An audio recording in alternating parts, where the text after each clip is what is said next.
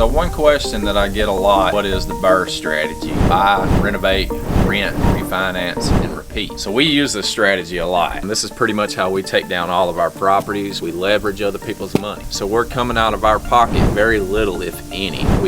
Most of the time, we use 100% of other people's money. So once you've bought the property, at that point, you want to start the renovations if any are needed. When you borrow somebody's money, it's usually for a short term, like hard money, for example. Most hard money lenders are not going to loan you money longer than 6 months. Once the renovations are completed, if you had to do any, at that point you want to get a tenant in place so that you can start collecting rent on this property and cash flowing as soon as possible. Not only that, but you want the tenant in place so that whenever you go to the bank to do the next step, which is refinance, you can take them the lease, showing them that this property is currently producing cash flow, which is also going to help you on the appraisal. So now you've renovated, you've got a tenant in place, and you're collecting rent, so the property is cash flow. At this point, you take it to the bank, you start the refinance, you're going to do a cash out refi, and when you close, they're going to pay your lender off, and now you have a property that is producing passive income for you every single month. So if you would like to learn the exact strategies on how to use the BRRRR method, DM me, let's go.